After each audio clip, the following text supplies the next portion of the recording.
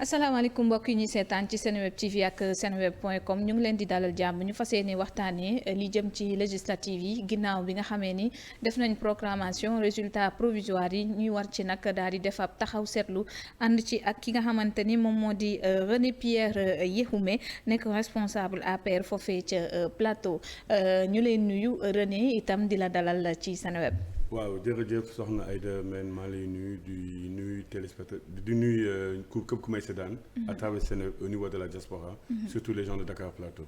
jërëjëf gis nañu nag ni ki démb nu ma ko waxee sànq la ñu daal di proclamer résultat provisoire yi ginnaaw coow lu bëri yu ci jot a am flou beeg yenn yi ci topp yépp alors Benno Bokk Yaakaar daal ci génn avec 82 sièges Yewwi Askan Wi ak Wallu buñ ko boolee ñu daal di am li nga xamante ni moom moo di 80 yeneen ñetti coalition topp ci mu di aar ak les serviteurs ak ñi nga xamante ni ñoom ñoo di waa bokk gis-gis alors ba mbir yi génnee ban jàngat nga ci def.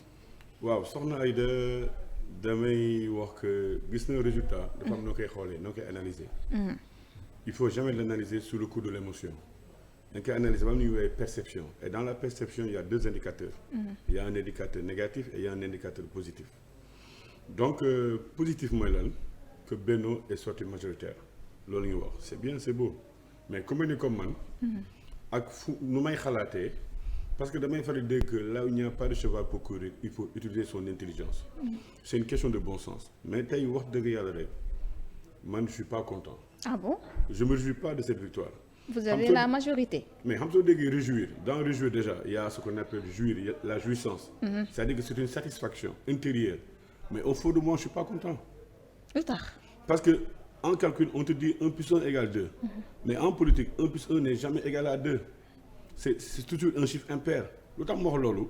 mooy fi ñu nekkoon en 2017. ñu ñëw ba tey chuté. et on lui dit qu'on a gagné.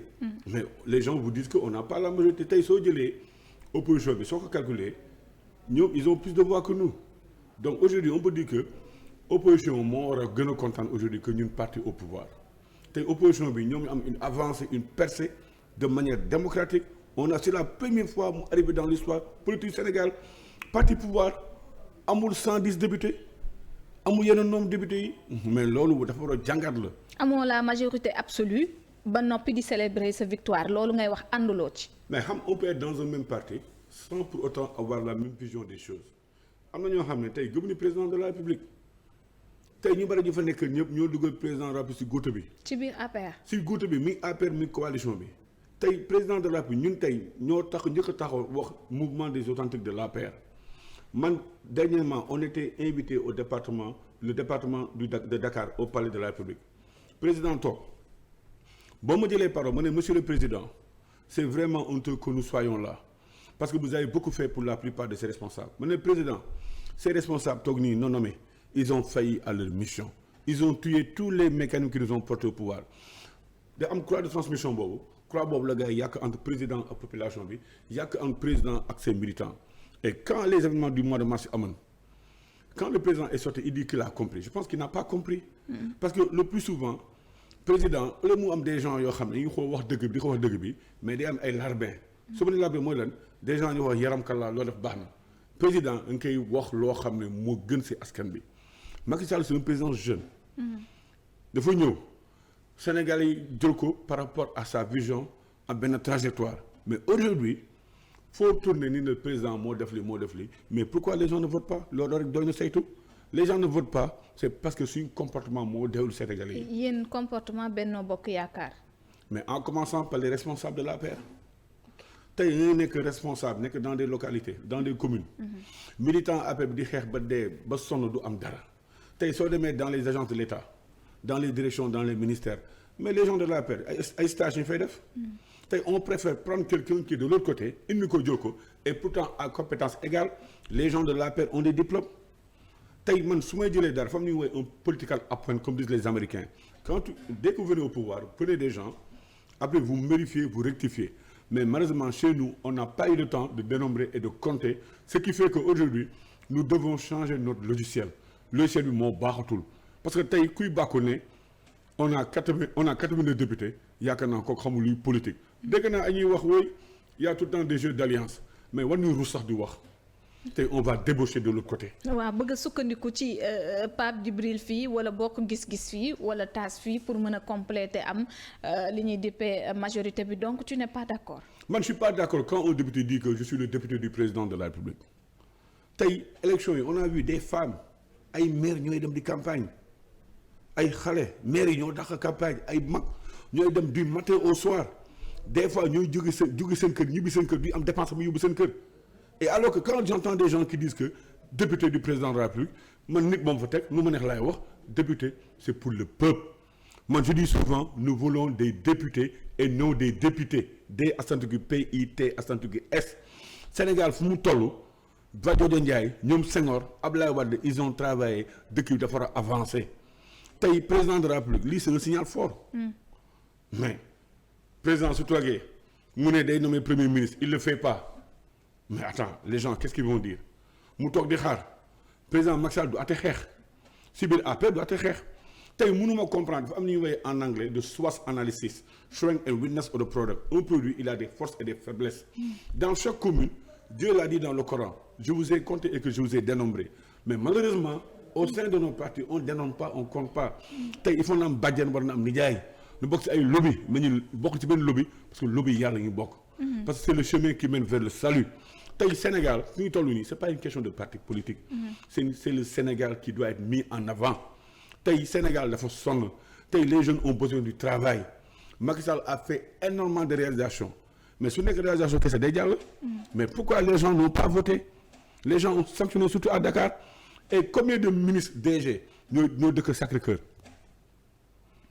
Barthélémy Dias gàcce dalaama dafa liggéey bilan moo xamee loolu mais ñaata DG ministre ñooy yeewoo fu Barthélémy Dias dëkk ñooñu tey suñu amoon comportement tey supposons ma nekk ministre sama kon war naa xam ko fa dëkk ma jàppale nekk seen wax mais ñi ngi bàyyi ba élection ñëw ni bëgg a dem ci population bi ça ne marche pas. di leen bëgg a jege mais est-ce que yow tey signal fort bii nga xamante ni yow gis nga ko ba wax ko réellement ñoom ñi ànd ak président ci wàllu boppam décrypté na ko wala déchiffré na ko parce que dafa mel ni bu ñu leen di déglu à chaque fois li ñuy génnee ci kàddu mooy population sénégalaise bi dañu renouveler waat contrat bi nga xamante ni dañ ko amoon ak ñun. mais ils n'ont rien compris tu sais quand on parle de contrat c'est le contrat social comme disait Jean-Georges Rousseau.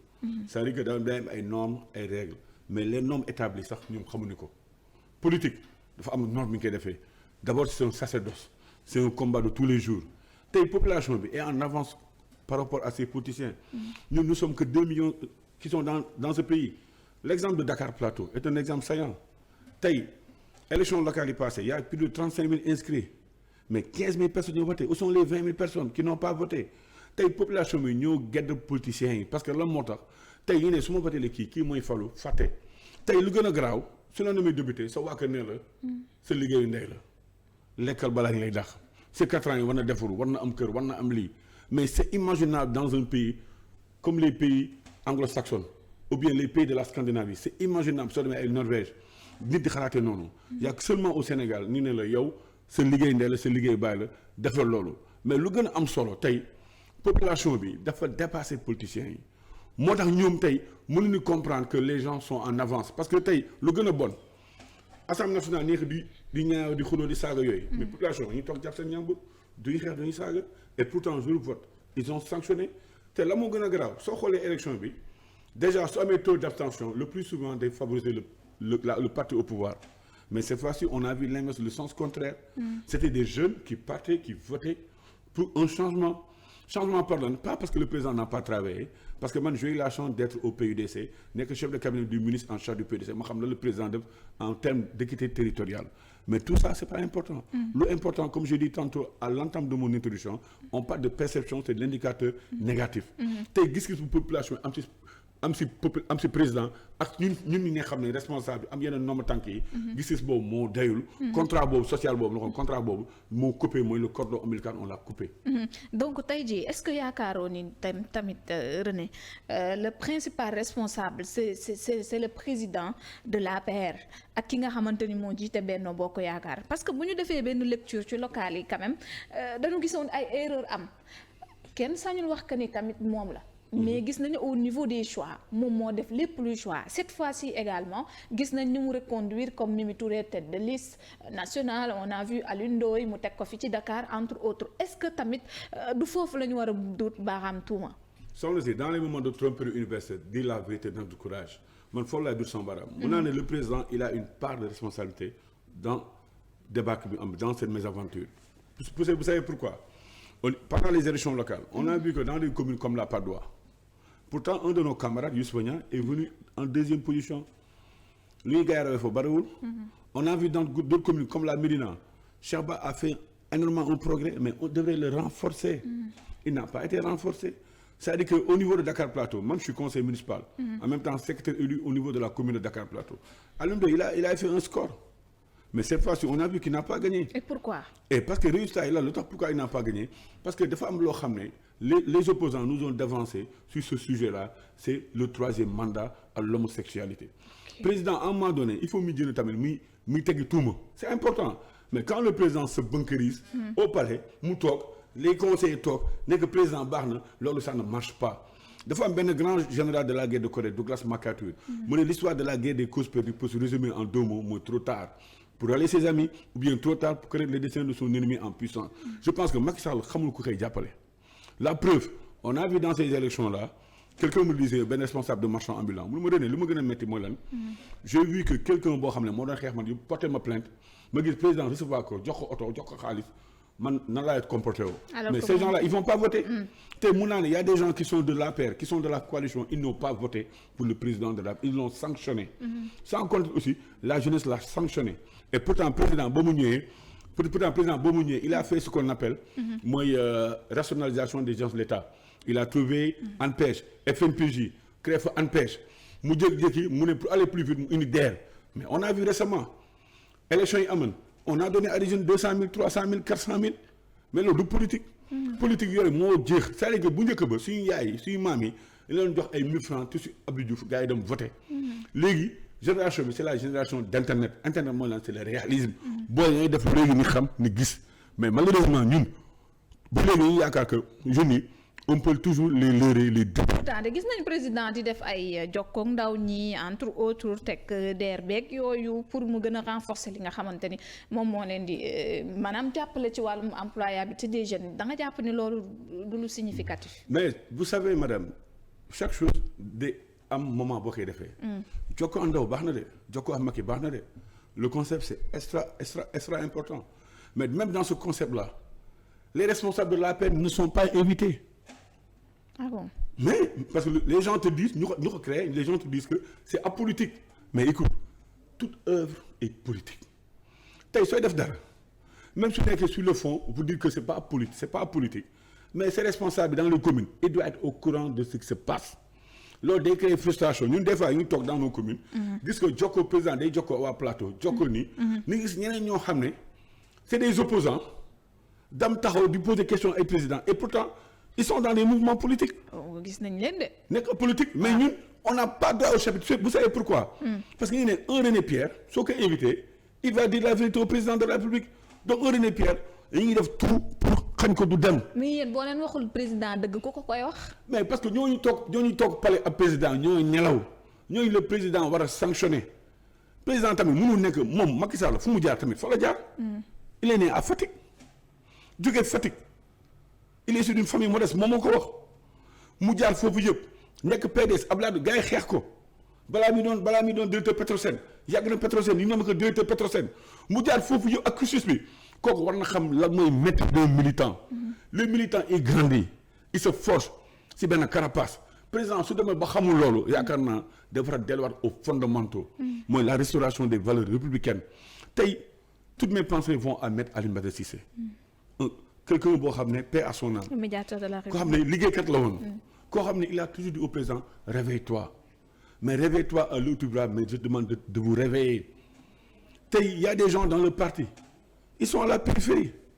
Et pourtant ils sont bons mais ça veut dire que lu may wax tey dafa am parti bi soo bokkul si benn lobby doo prospérer ñu mel ni comme man. man yàlla dafa ma may man je vous l'ai dit tantôt nekk na PDS. maa sant PDS à Londres en 98 2004 laa bàyyi Abdoulaye Wade. 2004. mais 2004 boobu lu taxal ma bàyyi Abdoulaye 2004 boobu gis naa ko APR. jamono ji gis naa ko APR mais du tax ma bàyyi des fois nga gis loo xam ne kumba am ndey kumba amul ndey mais politique ñun ci koy def c'est pas parce que on veut être riche mais bés bu ma deewee c'est 7 mètres percale entre Dieu et moi il y a aucun intercesseur. En venant mun naa def parfum Gucci whatever mais soo dee kii 44 la.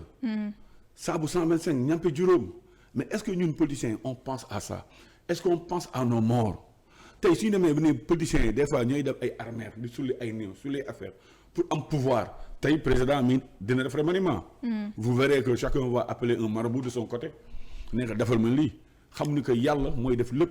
normalement mais foofu est-ce que yaakaaroo ni cette fois-ci mu am changement également ñu ngi wax que ni ak changement bi nga xamante ne reconfiguration bi muy xaar ci assemblée nationale on peut s'attendre à ce que ñu am benn premier ministre bu jógee ci opposition bi vous y croyez. non je le pense pas vous savez en Angleterre foofu laa nekk dafa am lu ñuy woowee de shadow prime minister c'est-à-dire que foofu ils ont un niveau de démocratie contrairement à nos pays africains en France c'est possible. Mais chez nous, d'abord, dafa am ñu communication il y a 3 phases. Il y a la dialectique, il y a la rhétorique, il y a la polémique. Mais chez nous, on fait que polémiquer du matin au soir. Mais tey soo jëlee premier ministre de l'opposition yaakaar naa liggéey dina am ci réew bi.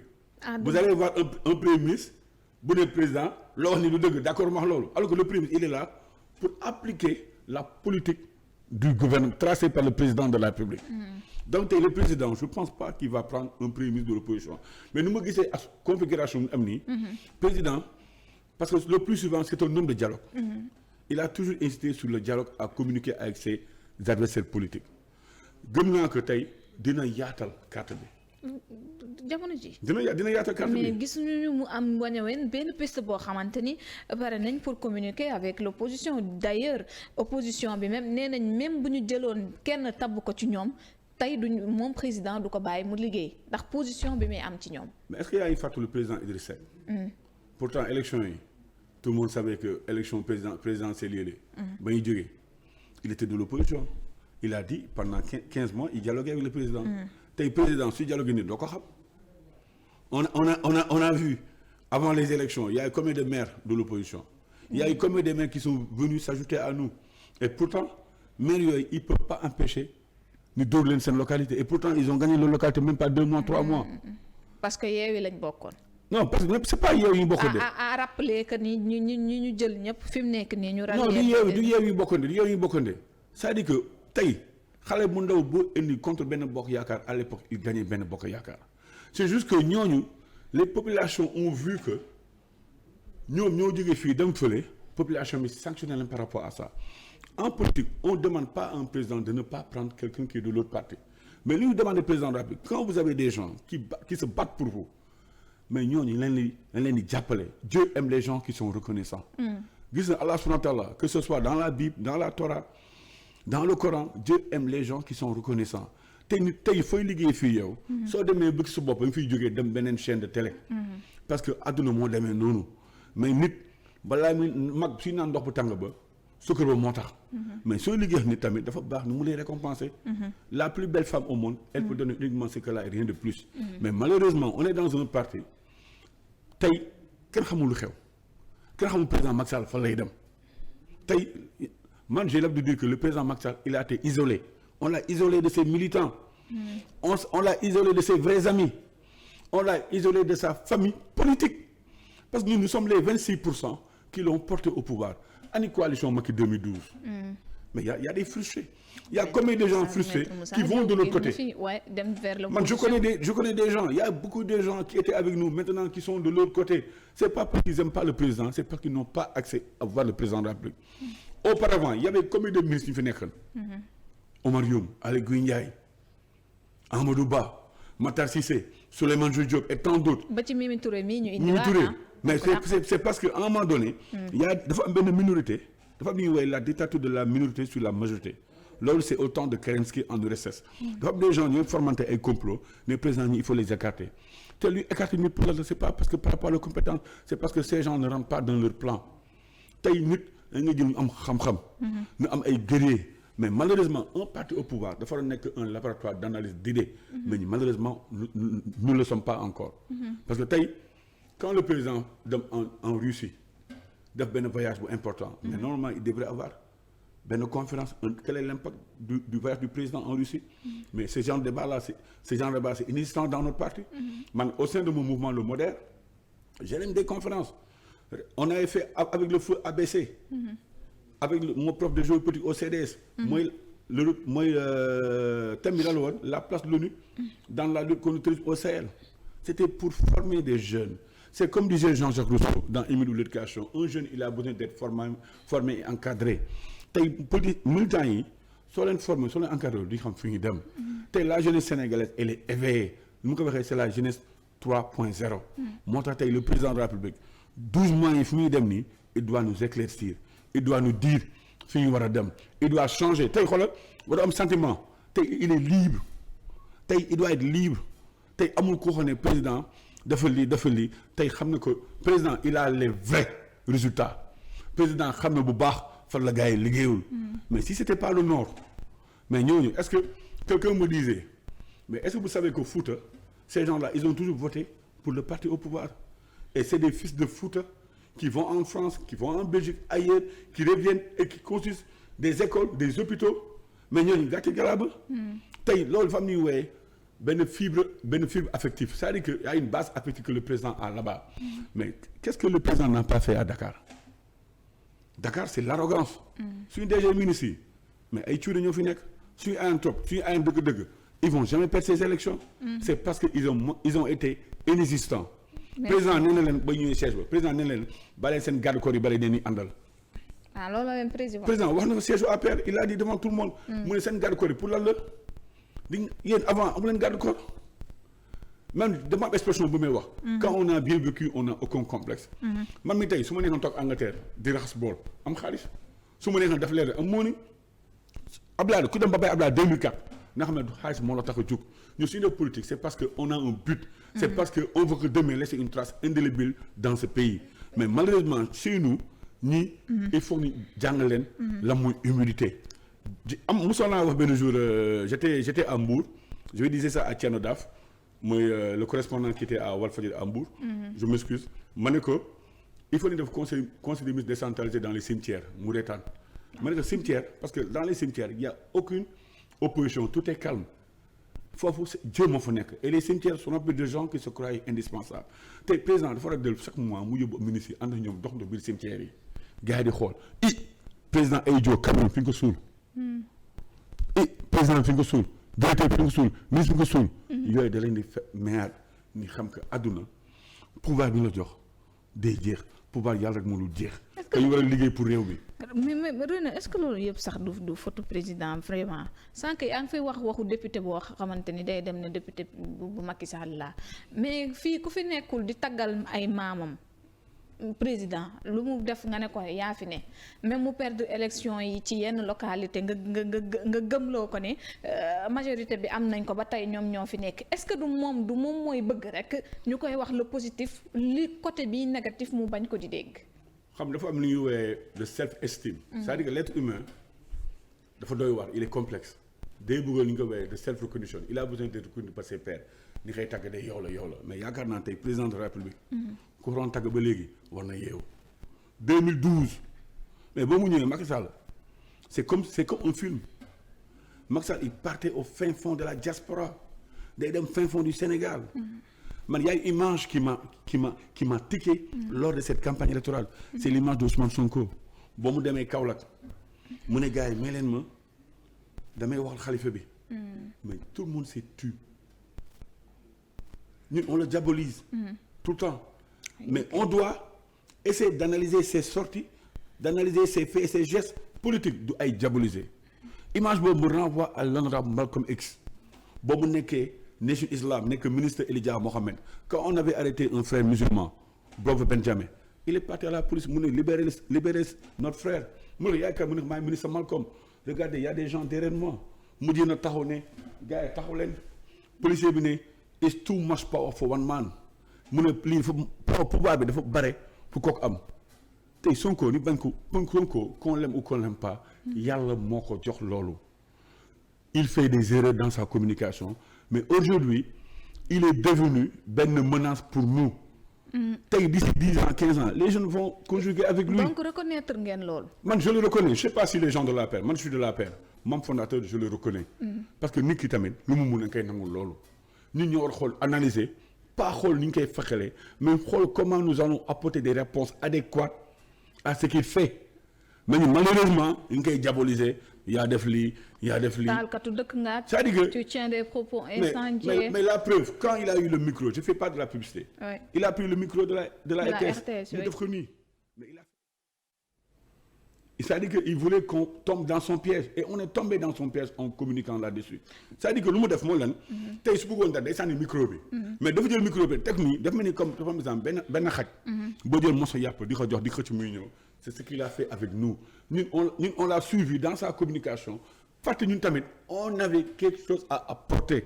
moo tax en marketing dafa am ñuy wooye les désavantages de nos avantages. C'est ça qui nous a fait tuer. Au lieu de communiquer on est resté dans des trucs terre à terre. Politique c'est de la haute science. Est-ce que sax ñu ngi teg ay stratégie de communication même au sein de Benno Bokk Yaakaar ou même APR je peux dire parce que li ñuy gis moom mooy topp Ousmane Sonko su génnee tey ñu génn suba bu waxee li ñu wax ñu ne maintenant mooy stratégie bi gën pour wane ko ñun surtout ndaw ñi pare nañ ngir def face ak moom. Mais c'est pas ça la communication c'est pas ça la stratégie mais vous savez même le mensonge est devenu un concept.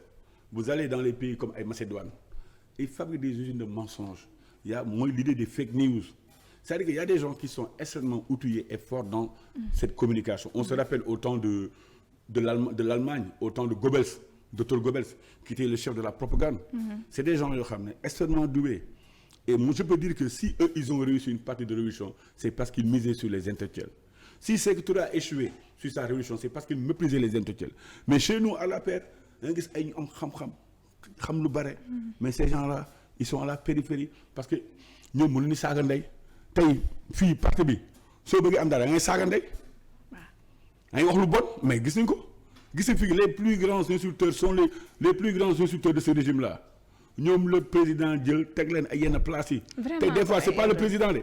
des fois c'est pas le président de président xoolal dama ko yërëm. waaye président xam na li xew de. non du xam des fois du xam. xam na lépp lu xew Californie quand même on peut prendre son exemple. soxna si dama la président du xam des fois moo tax président du xam de connaissant le président su xamoon billahi wallahi taala il n'allait jamais le recevoir. Sénégalais yi wax am na yenn mais président mu am na mais yaa am na Abdou Diouf neex fi woon ay jamono mu ne mosul xam Sénégal yi ñuy jaay pot ndax meew juróom. peut-être xale na mais. dégg na ko waaw moom wax na ko.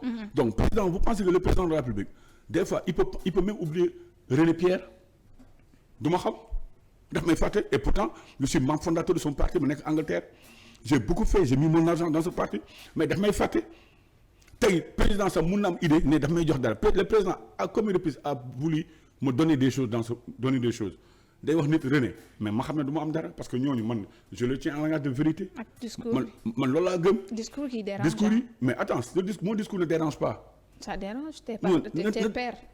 ne dérange pas parce que la moo tax c'est-à-dire que man dama gëm loo xam ne c'est-à-dire que au commencement c'est la vérité à la fin c'est la vérité tey aujourd'hui c'est mon discours qui tient parce que lu ma doon wax yëpp soo xoolee sama Facebook sama débat yi ma def télé yëpp.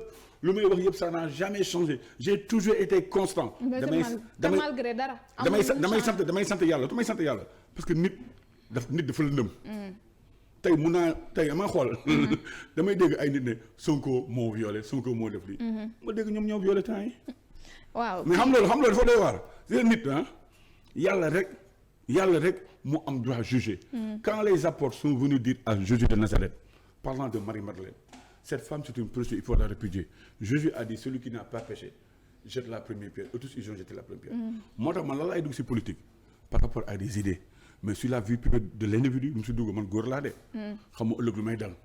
tey mun naa toog ma ne lii ëllëg yàlla natuma. moo tax yow ba tey bokkoo ci ñi doon accuser Ousmane Sonko. non mais attends man ce débat là c'est pas mon débat ça ne m'intéresse pas. yow daal je ne bokk ak dara. man c'est un débat man débat bu may débat lan la Sonko, je l'ai attaqué sur ses idées. Lorsqu'il dit que il faut fusiller, l'on l'a attaqué. Parce que Sonko, c'est pas un politicien. Sonko, c'est pas un politicien. Un politicien, il dira jamais ça. Sonko, il faut nous à un moment donné où le peuple sénégalais l'attendait, surtout les jeunes. Jeunes, ils ont une frustration. Jeunes, ils meurent. Sonko, il est venu avec un discours brut qui colle à la jeunesse sénégalaise mooy discours d'internet mooy wan ma gis. tey sooy politique ñëw si koñ bi booy ne gannaaw la lay am si lii. amatul si jamono yële ñu lay promettre ne la naa leen defar lii naa leen defar ay moulins. naa leen defar usine Mafé non c'est fini c'est révolu. léegi lu xew léegi. right now what you can do for me. lan la mun def pour man léegi nii loolu moo xew. moo tax tey président de l'APR maa ngi ñaan man ce soir la René Pierre. membre fondateur de l'APR président. lu ABC waxoon yeewul. soo yeewul fii dem du baax si de. te ñu la wër nii sax bëgg ni la. mais balaa ne xam ñu wër Macky Sall digal mu dem jëli ay Bamba Fall. yéen vraiment surtout ni ngeen sonnee wax nga ko léegi jël nga sa xaalis def ko fa et tout mais dañuy gis benn Bamba Fall lañ jël. jox def ko ministre conseiller ñu ne déetawaay ñu dem jëli ay maire ñoo xam te ni dañoo demee woon ci bannière Yewwi Askan Wi ba gañe ay mairie mu jël leen ñu transhumé Touba entre autres ñu ne déetawaay ci jamonoy locales yi on se rappelle de Djibril Ngom on se rappelle de Fouta Tampi entre autres yéen daal dafa mel ni signifié woo leen dara ci ay kanamam on peut dire parce que on peut tamit sax ñu def jàngat moo expliquer muy jëli ñeneen di leen indi te au finish gis nañ ni servir ko dara. ci résultat mun naa ne ñun de ay walaakaana ni ñu doon. ay orphelin amuñu bàyyi amuñu ndey si biir parti bi. parce que tey lu bon man war naa mun doon ministre conseiller. bien sûr. lu bon war naa mun ne monsieur le président lii moo am lii ak lii mais le lii moo revient man tey wóor na ma président su ma tegoon si wetam du gisuma dara loo xam ne lu may changer. parce que sama style la. man damay gis ay pousse-pousse gis ma si tànganaa yi gis ma fu nekk et pourtant je vais dans des soirées mondaines j'aime bien le luxe. Mais cela ne m'empêche en rien le côté que j'ai en moi c'est le côté révolutionnaire parce que man j'ai eu la chance de visiter la tombe de Karl Marx à Highgate Cemetery man je me définis comme étant un marxiste guévariste. c'est-à-dire que am na loo xam ne si man la même su ma bëggoon changer. sama ay bëte ñu exploser parce que mënu ma mel neneen tu peux pas prendre un mouton nekk day doon benn bëy mënu nekk. mais malheureusement suñu parti bi président ñooñu ko tegal ñooñu c'est pas le président de la République des fois des fois ay nit mais xoolal Moustapha Cissé Lo il a été écarté vous l'entendez plus. Mary Teuw Niane dem na. feebar Mary Teuw Niane loo ko bañ c'est un brillant intellectuel c'est-à-dire que nit tey politique n'a rien à voir avec les relations amoureuses jigéen mu nekk ne je t'aime mu ne je t'aime pas en politique on peut ne pas aimer une personne mais on peut travailler avec cette personne. il faut être un stratège. On l'a vu peut-être ces gens-là ils n'ont pas lu l'art de la guerre ñoom sax duñu lire ils lisent pas dañuy lire ay couverture ay livres rek ñëw rek ab benn citation benn booy jox leen gën ñëw wax mais ils prennent pas le temps de lire parce que dès que vous lisez dans la sourate du discernement Dieu il a dit il faut distinguer l'apparent du cachet le vrai du faux tout ce qui brille n'est pas de l'or mais malheureusement tey ak fu mu toll nii ak débat fu mu toll nii mais le débat politique est biaisé tey débat bi man su ma déggee démb j'ai écouté des commentaires ñu ne wëy ay maître Ousmane Seye wax il y a des jeux d'alliance qui se font au niveau de l'Assemblée loolu c'est honteux de le dire aujourd'hui député yooyu nekk foofu ñoom ñoroo xool mais xam man tey su ma defoon député du ma nekk député Macky Sall de député peuple Sénégal laay doon ñoo leen fal de tey su ma gisee loo xam ne jaaduwul du ma ànd ak waa APR de ñoom ils le savent man sama profil c'est un bon profil pour être un parlementaire comme ni Koura Macky demee mais parce que mais attends parce que day saaga moo ma dàq saaga ñu jël ko am na ay lobby man nan laa tudd René Pierre laa tudd Judith la Yewume je suis métissé lébu béninois capverdien tougaleur donc ku mel ni man tey peut-être su ma santan benn Sow ma sant Sall comme sama sant yaay peut-être bokk naa si ñoom daa am groupe mais attends mais tout le monde le sait c'est-à-dire que tey loolu dafa am groupe kon yéen seen biir ngeen commencé stigmatisation am na groupe am na mais je suis contre aussi quand les gens disent que Fouta noonu la Ziguinchor Ousmane Sonko amee base affective au case Ziguinchor mais c'est impensable président père à Sédhiou avec tout ce qu'il a fait à Sédhiou il y a des réponses il y a des réponses à des questions c'est terre à terre parce que les gens qui sont là-bas n'ont pas travaillé mais par contre il y a des percées dans d'autres comme vous avez dit à la Médina mais Cheikh Bara il a fait un excellent score Cheikh Bara devait être renforcé je n'ai rien contre Bamba Fall le président il a son pouvoir discrétionnaire il prend qui il veut mun na jël tey suba nommé la ambassade Angleterre il a fait avec des journalistes ça je peux rien dire mais ça ay nit tamit jàppale leen renforcer leen mais tu sais pourquoi ñoom dafa yaakaar dañuy xeeb waa APR ñooñu nekk Macky Sall bëgg ni suñu genre les dérange saa ñoom ñu yaakaar suñu nekkee seen 8-8 yooyu. man 8-8 tiitul man 8-8 daf ma tiitalul oto moom ma tiitalul su ma oto mun na am oto anytime mais c'est-à-dire que man fa muy dund quoi man j'aimerais être comme un Lumumba j'aimerais être comme un Thomas Sankara comme un Ernesto Che Guevara. bëgg naa ëllëg su may bàyyi ne kii nitu dëgg la. effectivement la moo bon ni ne la kii moom jarul dara am na tey Sénégal soo waxee ni xeeb la yaa ngi am si genre nit yooyu pourtant ñoo fi bari de tey ñuy defal Macky Sall la ñoo gën a garaaw. te ñu defal Macky Sall ñan la du ma seen tur. ñoo neex na Abdoulaye Wade de créé CAP 21 la plus grande coalition mu daanu. c'est des râteliers. c'est des râteliers. c'est-à-dire que c'est des rats ils vont goûter à toutes les sauces tey su Macky daanu ñoom ñoo fi toogaat dabal ñi ñooy toogaat Macky Sall liggéey ak moom. mais tey fi ñu dese nii président dafa war a yeewu président dafa war a jàppale ay ndawam. am na ay ndaw yu efficace jàppale jeunes mais dans les communes il y a aucune animation politique.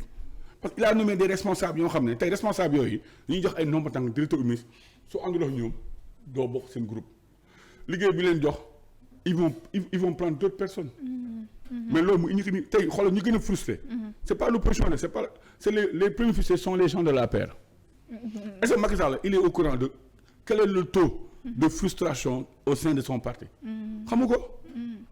man je fais une analyse sans complaisance de la situation je vois que élection yi passé nii. il y a beaucoup de gens qui étaient avec nous damay de seen WhatsApp seen statut mais ils sont avec Ousmane Sonko. te APR lañ nekk. APR yi nekk mais ma ne Macky Sall parce que moo tax ils ont fait énormément de sacrifices. des frustrés. am na ñoo xam ne seen sëy tas na am ñoo xam ne ñu doon liggéey ambassade États-Unis perte seen liggéey ak ñeneen mais loolu xoolal day métti. da nga tase chauffeur taxi mu ne la bay ubbi APR man maa jël nit ki maa ànd ak moom du ma tudd ay tur maa yóbbu nit fii dafa ko meeting mais kooku mënu ma ko jot. man su ma chauffeur taxi waxee loolu damay am rus damay ne jox ma sa numéro. après yàlla def su ma may xéwal ma envoyé ko man du ma nee ni dama lay jox dara de. dama lay jox ma sa numéro yàlla baax na. après je pense à la personne man lii sama participation la. par rapport à votre effort de guerre.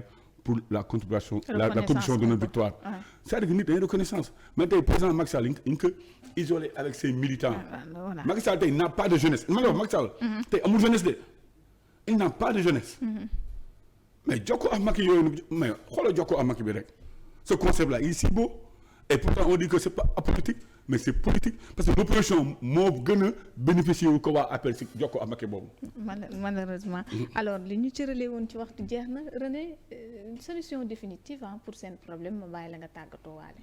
la solution elle est tellement simple président mu war a xoolaat boppam mu tëju moom kenn ñu mu nekk nii mu dindi leen mu teg ñu baax si ñoom am na ñu baax de am na ñoo xam ne liggéey neen am na ñoo xam ne peut-être dem ni élection yàlla def ni gagné leen. en pensant comme mon maire Alioune Ndoye qui a été excellent qui a fait un travail remarquable mais malheureusement il n'a pas gagné parce que on connaît il y a des fois xam ay yàlla suy ñëw demee luy yàq comme yàlla ñu may victoire noonu la yàlla may victoire te tamit du ma jeexal te du ma féliciter waa Yewwi Askan du ma féliciter waa Wallu par rapport à seen percée loolu day monter une vitalité dans la démocratie tey damay wax jeune parti pouvoir yi jeune opposition bu leen xeex di xuloo seen biir soo leen xeexee xuloo kii suba mooy ànd ak Macky Sall suba kii mooy jógee dem fii après vous serez les plus grands perdants ànd leen ak xel ak xam-xam. dem leen jàngiwaat dem leen formé waat encore ku ab métier mu topp métier am en même temps mu def politique. président su changé wul mu toogaat mu ne je vous ai compris. luy ñëw moom mooy gën a garaaw liy am luy ñëw mooy lan. dañuy xëy suba rek. booy bi jël pouvoir bi yenn gars yi dem kaso man loolu laa gis. te booy bi du leen baal maa ngi dégg mu ne ñafal. Sonko waaw. ñu ngi lay jaajëfal bu baax a baax René alors di fàttali ni yow yaa nekk ca bokk APR nga nekk ca Plateau également conseiller municipal alors ñu ngi leen di jaajëfal également ci teewlu bi ngeen wéy di topp programme Seneweb TV.